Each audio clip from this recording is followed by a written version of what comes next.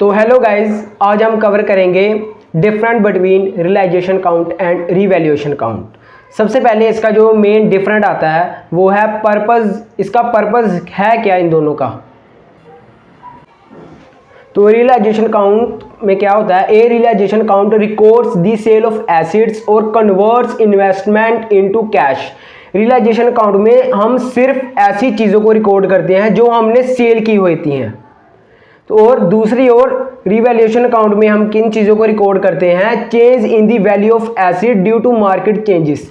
इसमें क्या होता है कि हम उन चीज़ों को रिकॉर्ड करते हैं जिसमें हमारी जो एसिड की वैल्यू है वो डिक्रीज या इंक्रीज होती है ड्यू टू मार्केट कंडीशन।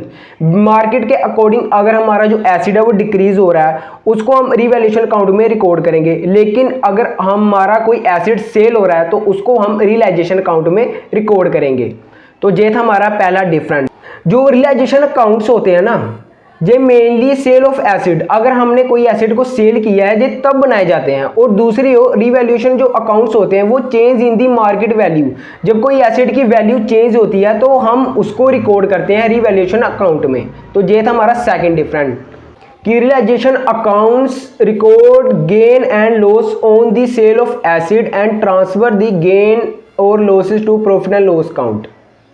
इसमें क्या होता है कि कोई भी अगर हमें लॉस होता है, प्रॉफिट होता है sale of asset mean sale को बेचते समय, तो हम उसको प्रॉफिट एंड लॉस काउंट में रिकॉर्ड करते हैं। लेकिन दूसरी ओर जो हमारा रियलाइजेशन मींस जो रिवैल्यूएशन अकाउंट होता है उसमें अगर कोई एसिड की वैल्यू इंक्रीज होती है, डिक्रीज होती है, उसको हम रिकॉर्ड करते हैं।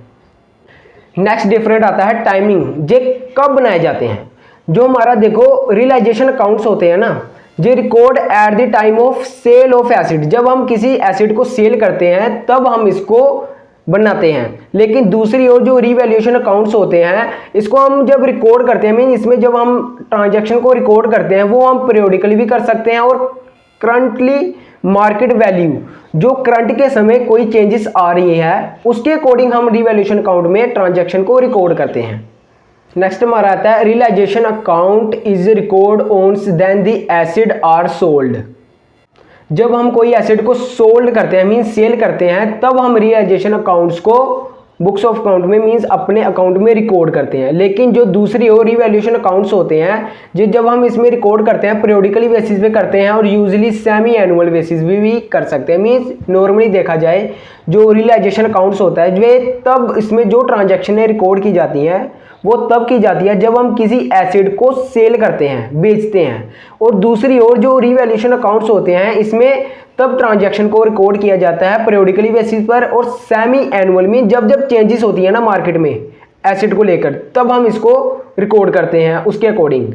कि इसका इफेक्ट कहाँ कहाँ पड़ता है फाइनेंशियल स्टेटमेंट में। रियलाइजेशन अकाउंट देखो कि जो इफेक्ट डालती है ना जो प्रॉफिट एंड लॉस अकाउंट और बैलेंस शीट दोनों में डालती है, लेकिन जो रिवैल्यूएशन अकाउंट होता है वे सिर्फ बैलेंस शीट में डालता है।